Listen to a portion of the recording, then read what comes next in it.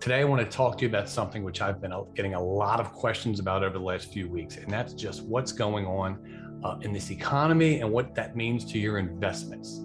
Where we sit right now, the S&P 500 is down about 20% from its high. So that's a little bit worrisome. Not unexpected, though. It could go lower. We could even see it go down by another 20%, I think, but who really knows? There's a lot of factors in the economy that are definitely worrisome. We've got inflation higher than we've seen it since the 70s, about 10% plus at this point, if you look at real inflation.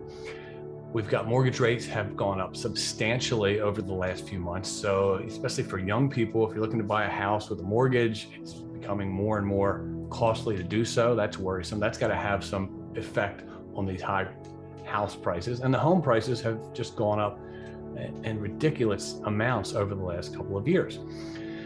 Also have Ukraine, other things as well out there. So it's a little bit of a scary time, right? But for most people, you're better off just staying the course. A lot of times, I don't even want to look at my statements because my investment statements, because that would then cause me to get a little anxious and think, oh my gosh, maybe I should sell, right? I found out over 30 some years that it's almost impossible to time the market. If you hang in for the long haul, you're going to most likely be all right.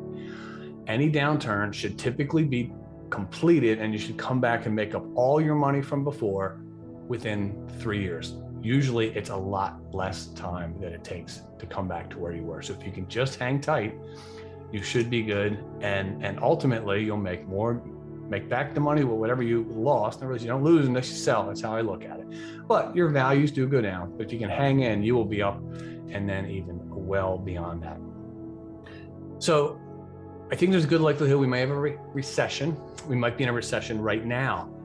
Just to let you know, the technical definition of a recession is 2 consecutive quarters of negative GDP growth, where the economy contracts. And we already had that. The first quarter that happened, it was relatively low, but it was a negative. And if we get that again here for the second quarter, we would technically be in a recession. Now, that doesn't mean the sky is falling. That doesn't mean that there's a depression or anything like that coming. The economy over time has ups and downs. That's how it always goes. But I do think there's a much higher likelihood of recession today than there was a few months ago. Just the inflation is so high, interest rates are going up. There's just a lot of factors with the stock market going down. There's a lot of factors out there. I think we're more likely than not to see a recession. We don't know how bad that'll be.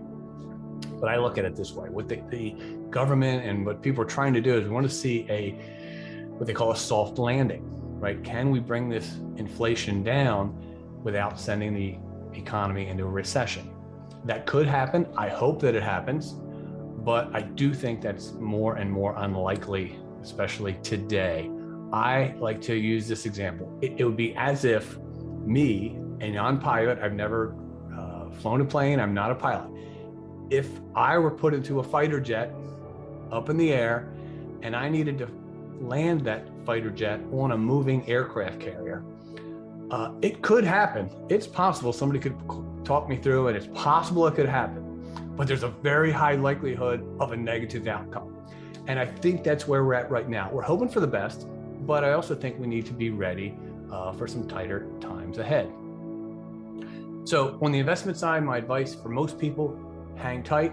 If you're getting anxious about this, or maybe you think you have some investments that are inappropriate for you, it's a good time to relook at it. Talk to your investment advisor. If you want to talk to us, we certainly provide a lot of third-party opinions to people as far as what they're involved with.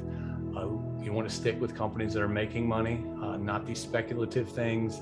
Be careful about crypto. I'm not a lover of crypto at all, but I do know some people have really done well with that. However, it's really come down substantially. But for most people, hang tight, stick with the course.